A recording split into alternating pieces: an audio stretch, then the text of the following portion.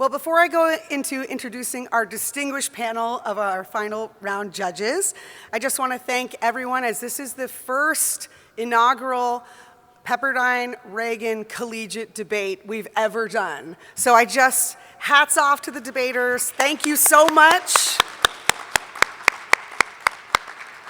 for being a part of this important first step for what the Reagan Foundation is trying to do to improve and increase civil discourse and opportunities for students like you to work through our nation's and our world's problems and negotiate and lead us to a bright future. So thank you, students.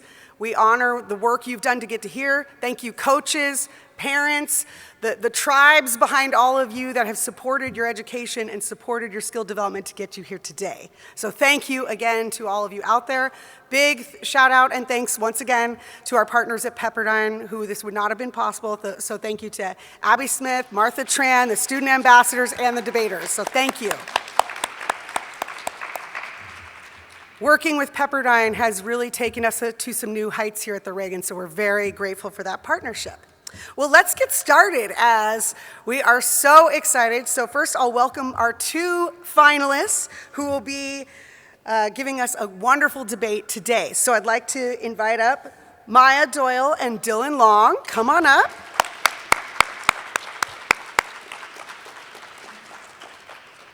We will have them do some further introductions about where they're from and what they're studying after we finish the round. But I believe they're side-locked. So Maya, you're neg?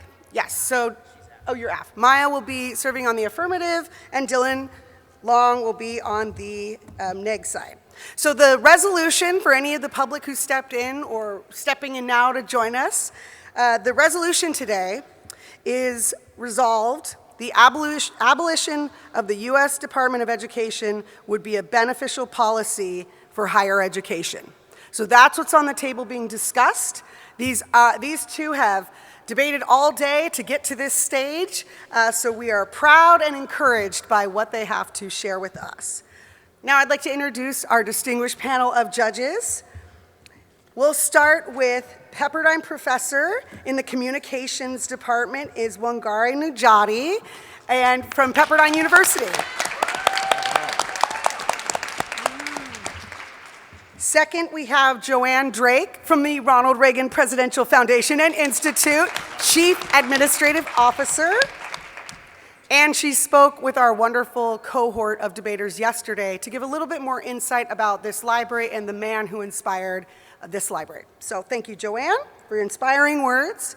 And finally on our panel is Dr. Richard Schroeder, the Chief Education Programs Officer. That's my boss, so don't worry about that. That's great. Whose vision has manifested this opportunity for everyone. So he has really taken our responsibility of expanding civil discourse and showing ways of communication that embody Reagan's style and his legacy. And Richard's vision has really made this possible. So we would not be here without the thought work of Dr. Schroeder really seeing how far we can go with opportunities for these young people. So thank you, Richard. All right, without further ado, we are going to get started with the final round. Hopefully you all are aware of the debate structure where they're going to be back and forth. We'll have moderator questions and they'll be questioning each other. So very exciting debate, and let's get started. Debaters, are you ready?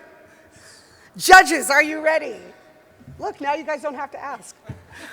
Okay, well, please join me in a lot of enthusiasm and support for these young people as they took a big risk trying a new style and really trying in this format, in this level of collegiate debate. So please, with a very loud round in the house that Reagan built, a loud round of applause to support our debaters today.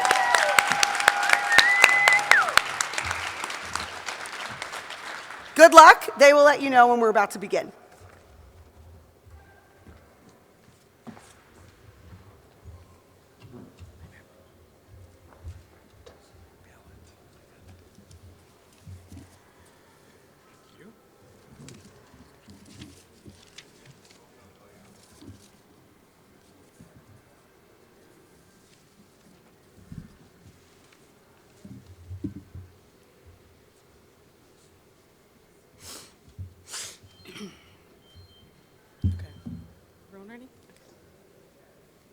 Higher education is about opportunity, helping students dream bigger, learn deeper, and rise higher.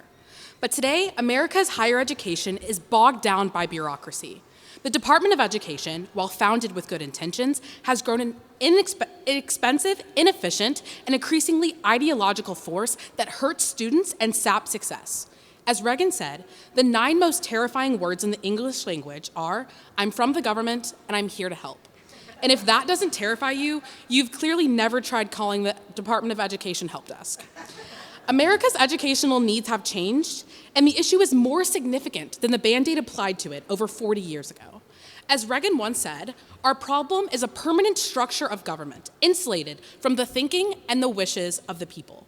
The abolition of the U.S. Department of Education would be a beneficial policy for higher education for 3 reasons: the hemorrhaging of funds, allowance for a more tailored education, and a decreased ideological influence. The Department of Education costs over $80 billion a year, yet college affordability and student outcomes continue to decline. One of the most significant deterrents to Americans seeking higher education is the cost. The current student loan process under the Department of Education is daunting, costly, and inefficient for lenders and consumers. The system designed to manage student aid is overwhelmed. Staffing cuts have created massive backlogs with tens of thousands of unresolved student loan complaints. Students wait months for help, and colleges are forced to navigate ever-changing compliance rules. The department's direct loan program produced a $200 billion loss between 1997 and 2021. The Department of Education is the single largest lender to college students with a loan portfolio of about $1.5 trillion. The Department of Education has created a debt monster, but the beast and the victims are also starving. President Reagan told us, if you serve a child a rotten hamburger in America, federal, state, and local agencies will investigate you, summon you, close you down, whatever. But if you provide a child with a rotten education, nothing happens, except you're liable to be given more money to do it with. Disbanding the Department of Education would allow these funds to be redirected towards universities and state-based systems that know their students and their economies best. The second is a tailored education. Higher education is not uniform, and it shouldn't be treated as if it were. What a community college in Alabama needs is different from what a private university in Massachusetts needs. But federal mandates push schools towards a one-size-fits-all model riddled with standardized metrics, uniform reporting, and rigid accreditation criteria. When we decentralize control, accountability remains, but flexibility increases. This approach offers a distinct contrast to the current process. Abolishing the Department of Education makes way for local innovation and workforce alignment.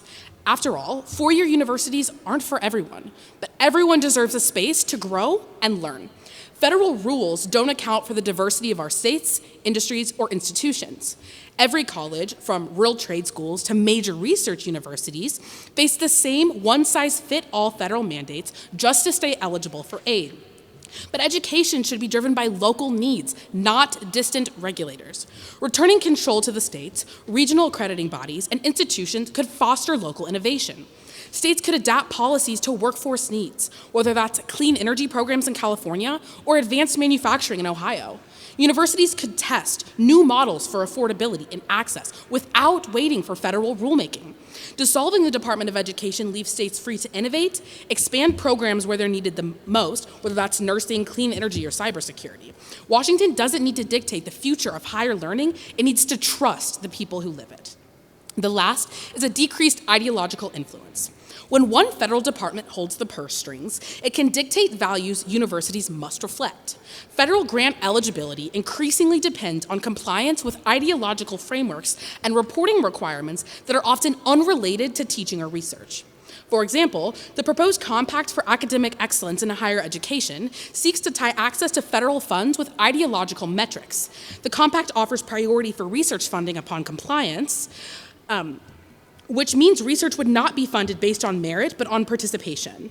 And I don't know if you've noticed, but we don't give out participation trophies for research. This is not limited to one side. This is the first bipartisan agreement in years, and unfortunately, it's on how to micromanage professors. Ronald Reagan once said, the education our children deserve is the kind no American should be deprived of, for it's the basic instruction in what it means to be American. Abolishing the Department of Education isn't about walking away from responsibility. It's about returning it to where it belongs: the states, the universities, and the people educating our young Americans. No Washington bureaucrat knows better than the American mind at work in the classroom.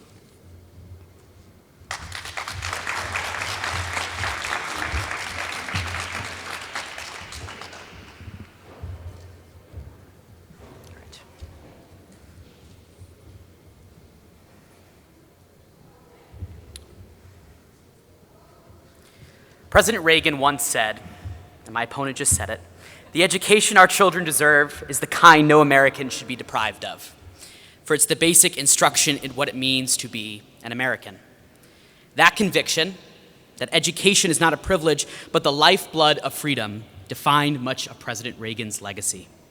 He understood that liberty means little without the knowledge to sustain it, and that the government's duty is not to replace families or schools, but to make sure every child in every home and in every community has a fair chance to learn.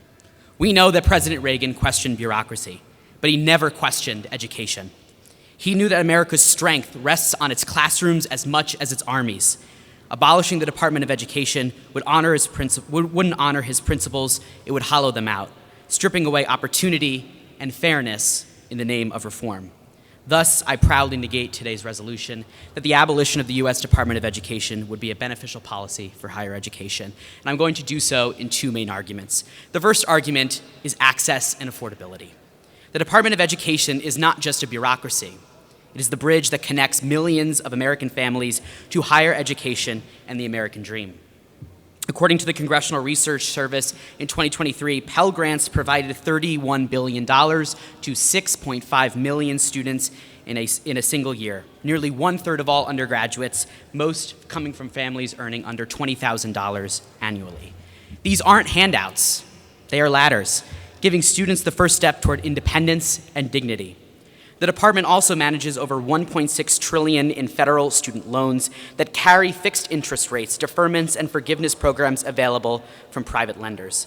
Without federal oversight, students would again fall prey to predatory lenders, the kind that drove ITT Tech to a 64% default rate before federal regulators intervened.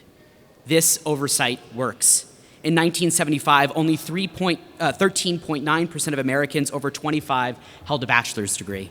Today, the number is over 38%, with attainment for Black and Hispanic Americans more than tripling in that span. Abolishing the department means fewer students in college, more crippling debt, and a slow erosion of upward mobility. The very freedom President Reagan celebrated when he said education was the key to equality and the American dream. The second argument is accountability and equality. Education isn't only about access, it's about fairness. And we know that fairness doesn't enforce itself. The department's Office for Civil Rights enforces laws like Title VI, Title IX, and other protections that make equality real in this country.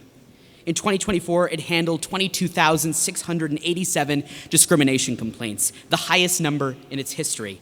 The NAACP Legal Defense Fund warns that without its office, tens of thousands of complaints will go unheard and unresolved.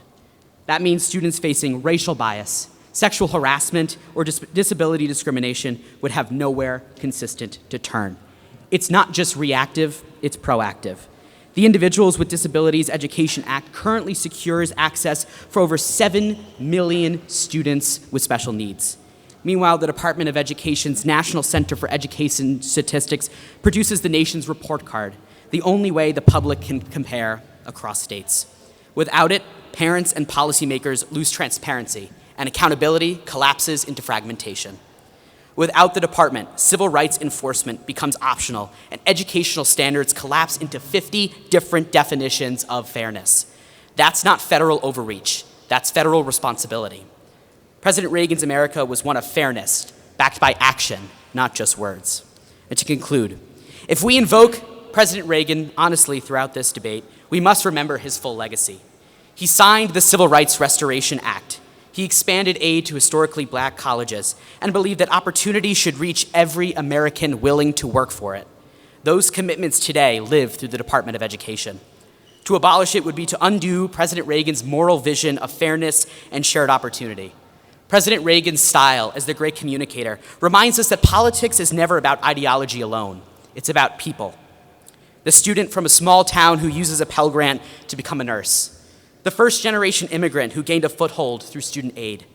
The young woman whose rights are protected because Title IX has teeth. These are President Reagan's Americans. And so when the affirmative tells you to end the department, remember what President Reagan told us himself. We're blessed with the opportunity to stand for something, for liberty and freedom and fairness. And these are the things worth fighting for. That is what this debate today is about. Not bureaucracy, but the promise of America. That is why I'm proud to negate today's resolution. Thank you.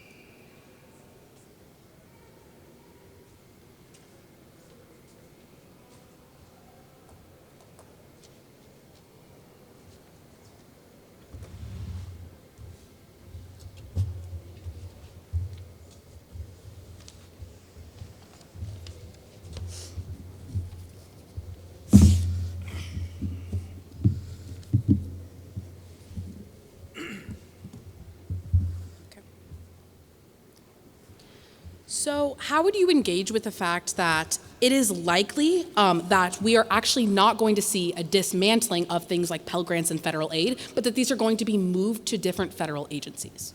Sure. I mean, the idea that we could just have these departments and other federal agencies waiting in the wing to take on a $1.6 trillion portfolio in student debt doesn't seem likely and realistic for me. The idea that we have a department right now that accurately manages these portfolios is a strong thing for our country. I just want to ask you a question about, similarly, about the student loans. With the abolition of the Department of Education, is it your contention that private companies would take care of student loans and give them to students and manage those student loans? I think that's partially what's going to happen, but I do also think that we're actually going to see other institutions like the Department of Treasury take over part of the functions of student loans. Can I just ask a quick follow-up to that? Yeah. Do you think that the Department of Treasury is well-staffed and has the accurate infrastructure to take on the student loan issue? I do think that the Department of Treasury does have the ability and the resources to handle the extra financial implications and aid that would be preserved in their world. Awesome. So the Title IX is not just regulated by the Department of Education, but it is also regulated by the Department of Justice Civil Rights Division. Why is it that the dismantling of the Department of Education would be exponentially bad for? Sure, and I tell you this in the main argument. The Office of Civil Rights in the Department of Education's specific mission is to handle these cases regarding Title VI and Title IX and other disability discrimination. So sure, the Department of Justice could take on, with all of the other things that they cover, voting rights, housing, a criminal law, but to abolish an entire department because we think the Department of Justice can handle 25,000 more cases of this is something that the negative team doesn't believe is feasible. Can I ask you a quick question about state policy? You argue that states could handle the education. Is it the contention or the argument of the affirmative that each state would have a different system for student loans, a different system for educational standards?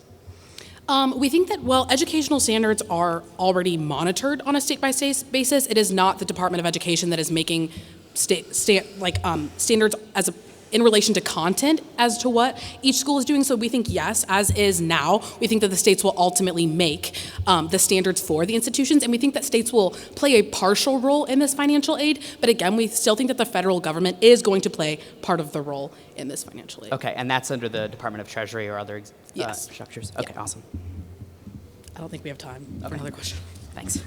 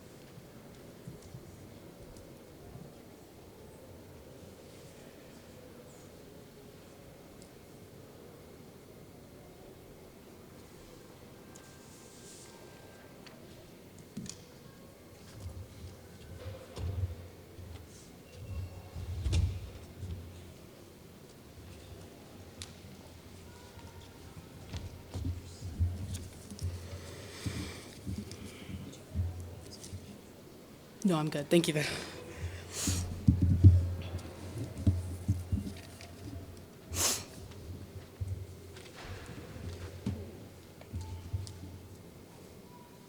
So we hear two main points coming out of the negative, and that is access and affordability and accountability and equality. I'm going to tell you why both of these are actually better if you abolish the Department of Education. So if we start with access and affordability, as I pointed out in my crossfire, we see that there is actually a general consensus that the federal aid programs are not going to be abolished. Instead, they will be moved to a department like the U.S. Department of Treasury. We also see that Pell Grants, because of their bipartisan support, are also unlikely to be affected.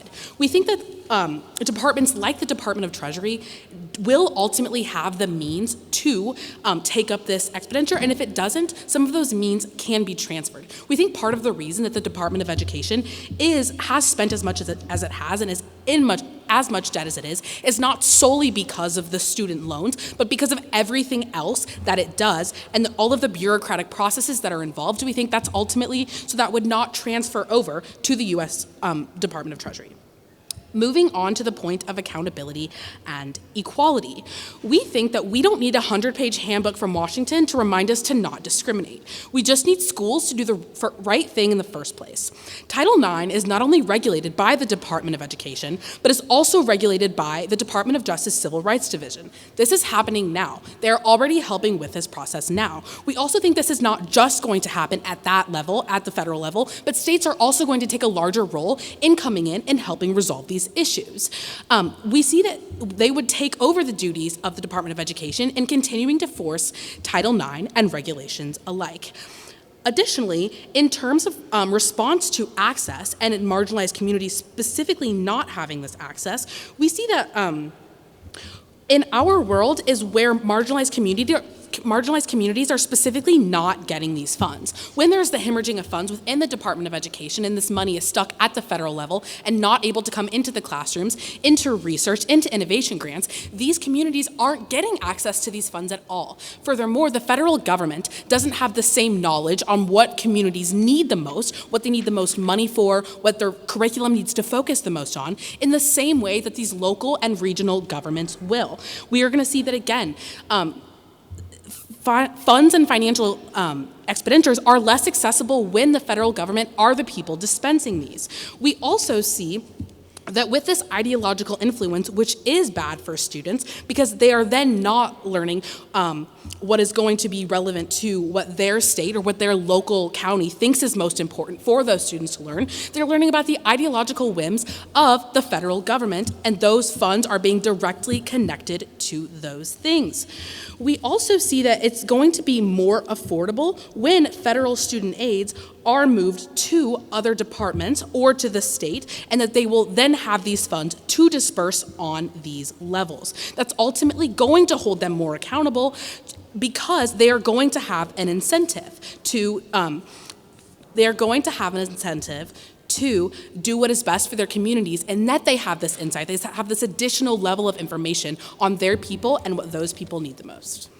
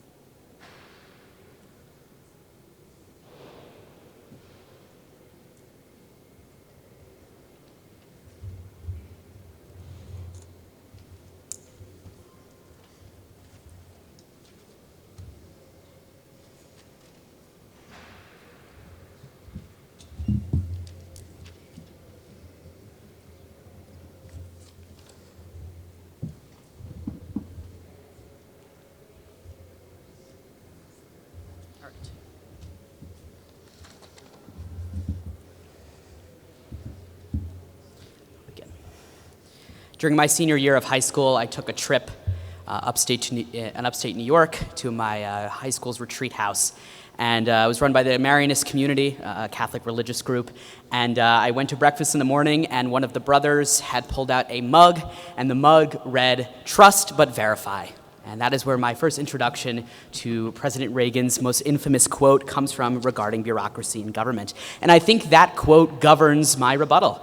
I think that the Department of Education, from the negative's position, is used as a mechanism to trust state and local governments to innovate, but to verify that they are doing that. So I'm going to take you through a little, during this speech, why the negative wins on that point. First, my opponent's central sort of argument that I'd like to refute is that in order for you to buy, or for any order of you to take any of the opponent's arguments about moving things to the state and local government, you have to believe that all of the harms that the Department of Education is doing is worth abolishing them.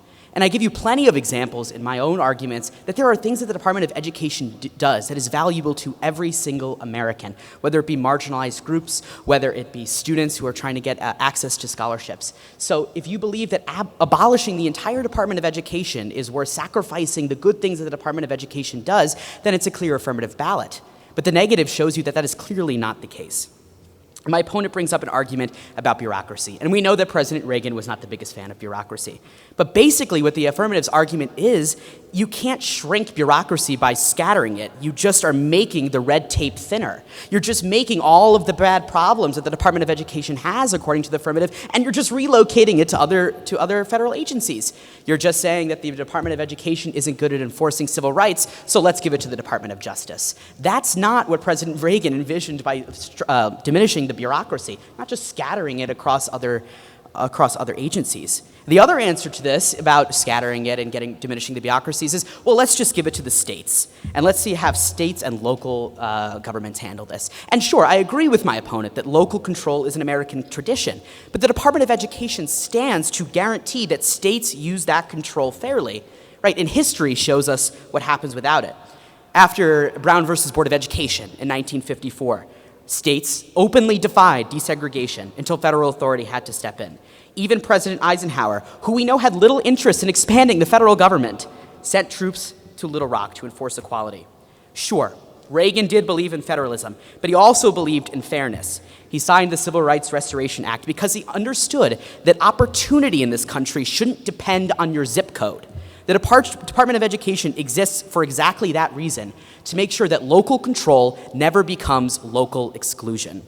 Sure, yes, like my opponent says, let's let states innovate, but we have to keep the referee on the field, and that referee is the Department of Education, because without federal oversight, the rules of fairness collapse. My opponent also talks about ideological parts of the Department of Education. Sure, right, with the swinging in different administrations, what's prioritized by the Department of Education changes.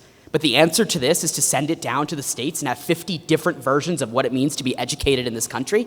That doesn't seem like a generally good thing for America, that you, again, where you're educated in this country should depend on your zip code. It should depend on what your state legislature wants to do at this time.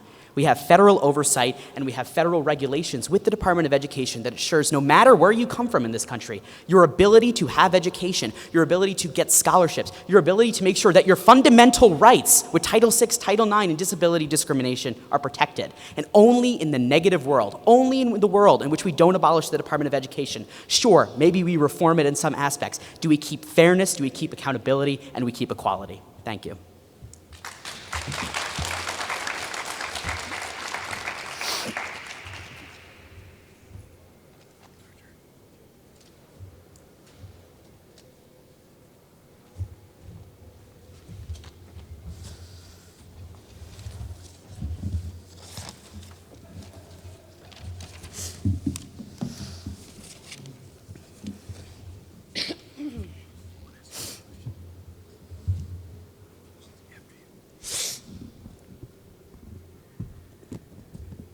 Thank you. Great job, you guys. Okay, I'm having trouble with the microphone. You were listening yesterday. That's great. Congratulations on that. So now I want to know, after your first Reagan-style debate, which element of a Reagan-style debate do you think is the hardest to adopt? And specifically, how did it affect your presentation on this topic? I think humor is something that's usually difficult for me to integrate into the speeches, but really trying to find, I think this topic actually made it a little bit easier because higher education is something I'm currently experiencing, something I'm familiar with, so I think it made it a little bit easier to integrate into this. Thank you. Dylan? Having competed in competitive debate in high school with the world that is, the biggest adjustment to me is something that I think the Reagan Foundation does so well, in that encouraging that the people that we're going against are not our ideological opponents. Yes. They're not people who, after the round, we walk out and go tell our coaches how much we hated them and they said this and that. So I think the thing that I've had to adjust to and has changed the way I debate, I think, for the future, is that just to be civil and to understand that they're just a person who's making arguments and it's just nothing more than that. Well, thank you. Actually, I was going to commend you on that. That was a very civil discussion. This is a very divisive topic out in the world, and there's a lot of emotion to it, of course, because it deals with our children. So I commend you on that. I hope that you carry that through into your future life. Thanks. I'm enjoying the conversation. I'm learning a lot. Good job, everybody. I have a question. How will the abolition roll out realistically speaking without negatively disorganizing a system that is already in place and without causing chaos in an already dysfunctional system? Will you say that one more time? How will abolition roll out realistically in 2025 without negatively disorganizing a system that is already in place but facing a lot of chaos, aka dysfunction? Yeah. So we do think that the Department of Education is already really in this state of chaos right now. We see this through things like already getting reduced funding, but also through things like government shutdowns where the Department of Education is then not able to disperse money to everyone, right? So we think that if we were to ultimately give this type of function to the state governments, there might be some short-term chaos, absolutely, because the states are going to have to adjust and figure out those mechanisms that they have, but that they're going to have to apply to this in order to make the system work. But ultimately, we think that's going to have more long-term stability and that it's able to function and cater to the needs of the state itself. Good. So, Dylan, I'm going to ask the same question but in a different way. How do we address all the accountability issues in the current funding policy for higher education to avoid historic and systemic issues that have disorganized higher education? Sure. I think it would be dishonest for me to come up here and say that the Department of Education is perfect in handling all of the issues that it has. But I think the central idea of the arguments that I present is that the word abolition, to actually get rid of the department, is not the most effective strategy. The negative doesn't rule out reform. And we think that things like the federal student loans and the issue of that in our country with the mounting debt is an issue that needs reform. But the abolition of the department that handles that is not the answer. Reform within it is.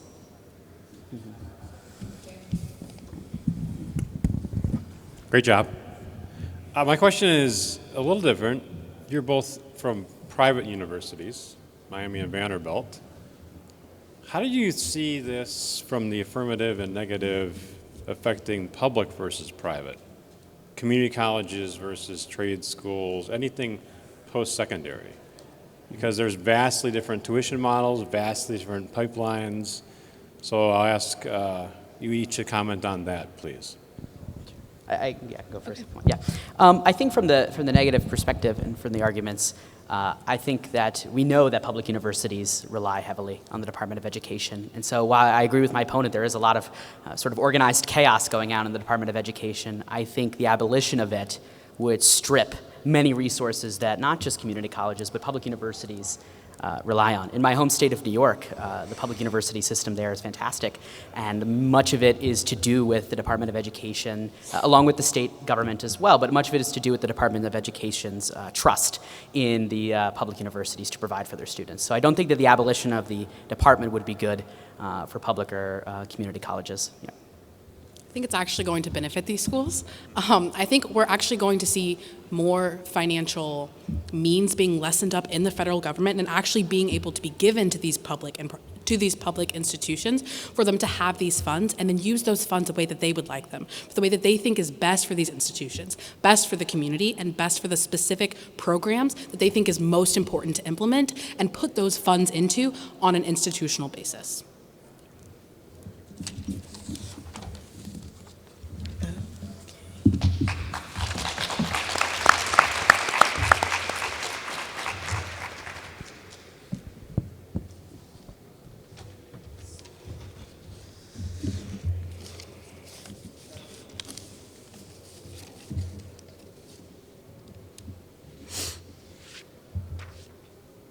Okay. They're not ready.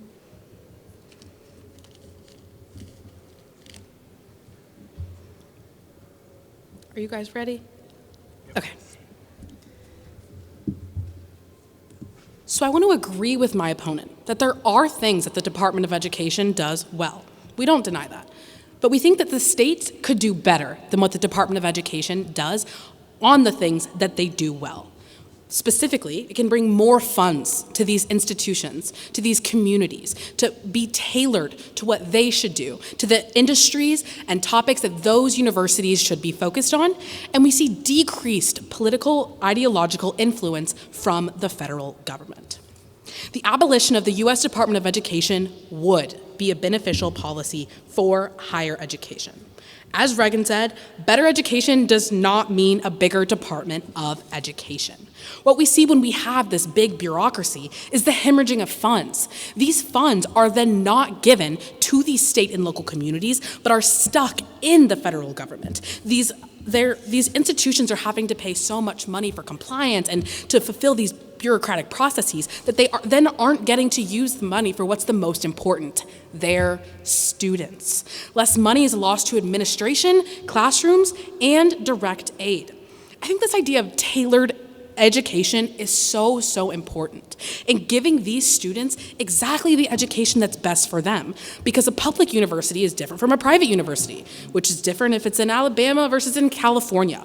All of these have different needs. The communities in these regions have different needs. The federal government isn't able to give these needs and resources to the marginalized communities in the best way as these state governments would, because they're closer to these people, because they know their populations better than anyone else.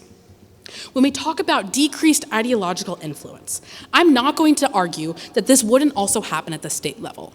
But the difference here is that the state is more in touch with what its people need, with what its people want. People have more influence in voting in the people that govern their state. This is more going to closer reflect the wills of the actual people than having this forced federal ideological influence being imposed by the federal government increasingly more and more every day. We don't think this is something that's going to go away.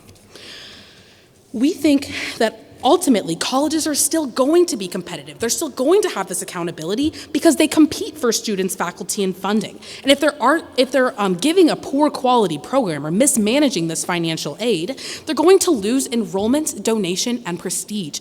We see that in this world, not only are they going to have more money, more access to tailor to the specific needs of their institution, and also less support, but they're actually going to become better institutions. The education our children deserve is the kind no American should be deprived of. And no Washington bureaucrat knows better than the American mind at work.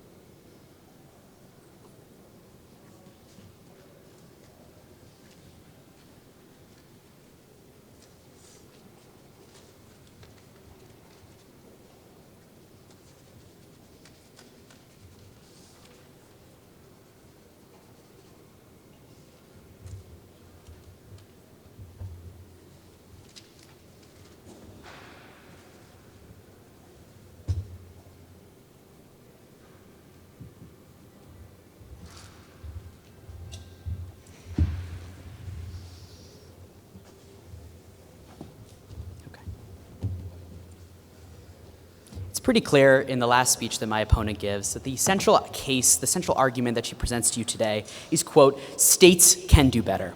Now, Judge, you have to ask yourself when writing the ballot today, can they? Can we actually trust states to do the right thing without verifying? And how do you think President Reagan would answer that question? Well, when it comes to funds, my opponent says that the Department of Treasury could take care of that. Sure, let's add the Department of Treasury another $1.6 trillion to manage. And we know how they're currently managing all the tariffs issues that we have. Or privates. President Reagan warned us that we shouldn't have hope for certain policy.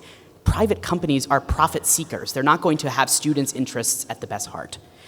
Ideology, another thing my opponent brings up. Is this really true? Having federal regulation at the federal government is better than having 50 different states whose ideology determines their education? One would be better than 50 in this instance. We need to keep someone on the field. We need to keep a referee to make sure that, yes, we should let states innovate. And President Reagan believed in that federalism of letting states have power, letting people who are closer to the issue. But without any federal oversight, without any federal enforcement, those visions of equality, those visions of fairness, those visions of opportunity go nowhere. The affirmative sees America through the lens of limits, right? A country that is too weak, it's too divided, it's too broken to make institution work. But that is simply not the America that President Reagan believed in. Reagan taught us that the American story is not written in despair, but it is written in determination. He didn't see problems and surrender. He saw challenges and rolled up his sleeves. The affirmative world gives up on fixing what's hard. Our world believes that Americans are still capable of renewal. Then when we reform, we don't retreat. Because the power of America has never come from tearing down what's imperfect, but from perfecting what we've built. The Department of Education is like our nation itself, was born from a promise that opportunity belongs to everyone, not just a privileged few. And when we live up to that promise, we honor both our history and our hope. Reagan said we are blessed with the opportunity to stand for something, to stand for liberty, to stand for freedom, and to stand for fairness. That's what the negative world stands for. Fairness that includes every single student in this great country. Liberty that lifts up the dreams of our children. And accountability that keeps the American promise that President Reagan fought for alive. And as I was traversing through the tour that was given by the wonderful staff yesterday, there was a quote on the wall from Prime Minister Margaret Thatcher in her eulogy of President Reagan. "We have one beacon to guide us that Ronald Reagan never had. We have his example." Reagan's example still guides us. It tells us to keep believing in our schools and our teachers, our families, and our future. The affirmative world ends in surrender, and the negative world begins in hope. Because we know that America's story has never been about endings, it's about endurance. And so to conclude, as President Reagan once said, America's best days are yet to come, our proudest moments are yet to be, our most glorious achievements are just ahead. That is the America that I still believe in. That is the America worth protecting, and that is why I proudly negate today's resolution. Thank you.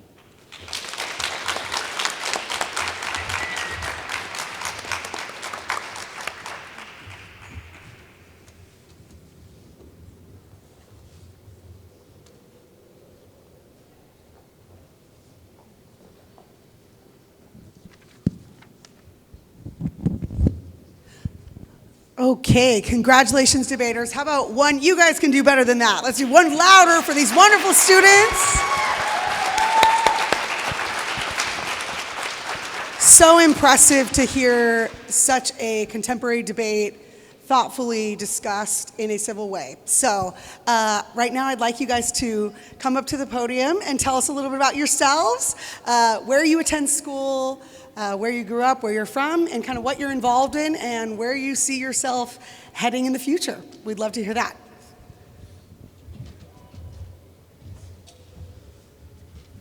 Sure. Hello, everybody. I am Dylan Long. I'm originally from Long Island, New York, and I now attend University of Miami in Coral Gables, Florida, and I'm so blessed to be here. I just first wanted to thank my coach, Coach Dave Steinberg, for this incredible opportunity, so thank you, Dave. And to my parents who have woken up on Saturday mornings all through high school and have driven me to tournaments, I could not have done this without them. At the University of Miami, I am unsurprisingly a political science major and an economics major, and I minor in law and politics and history. There I wear a number of hats. I do serve as the Associate Director of a democracy center on campus that is focused on the preservation of democratic institutions in America. So that is where I spend most of the day in the office trying to make sure that we provide for the students on issues of that. And I love to play golf. And as Megan knows, I'm a big Mets fan. So that is me. Thank you.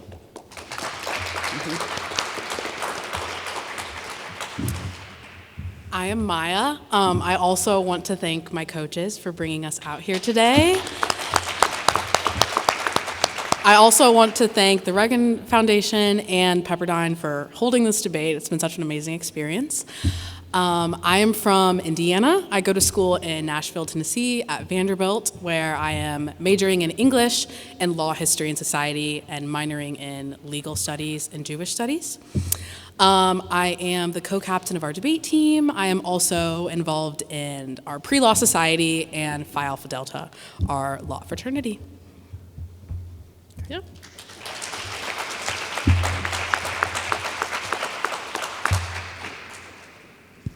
All right, you guys can take your seats, and we'll call you both up when we have results. Okay.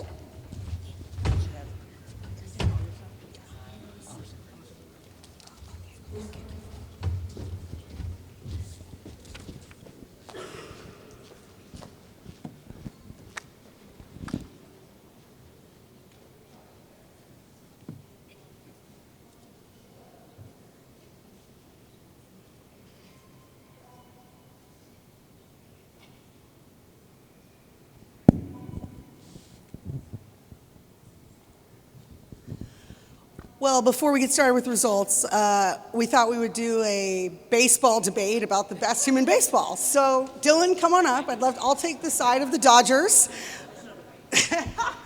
Head Judge Joanne just said there is no debate, so thank you all for coming, that we all know that the Dodgers are number one, and thank you so much. Thank you for that clapping in the back, too.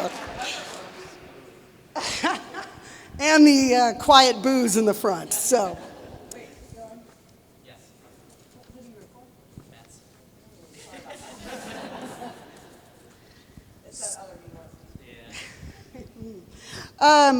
All right, well, I know you're clapped out and support given out, but if we can do just one final, as these students have done incredible work today, I want to honor that.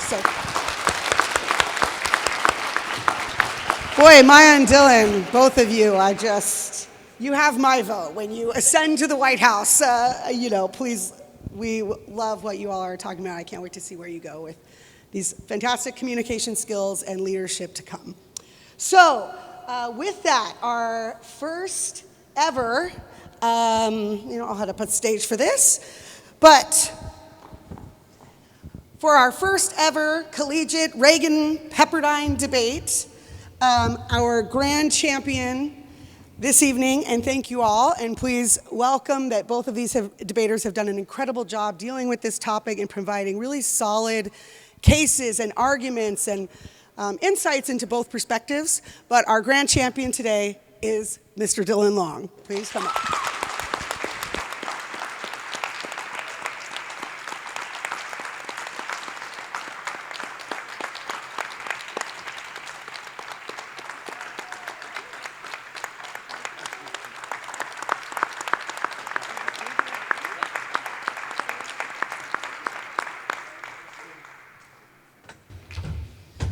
Okay, Maya, we'll have you come up. Thank you again. Congrats to Maya Doyle for her incredible performance today. We are going to do a bunch of pictures, but thank you all for attending this important and inaugural first time for us to open to the world of collegiate debate. And I am so impressed and thrilled of what the future of this country is with young people like you and young people like you taking us there. Thank you again.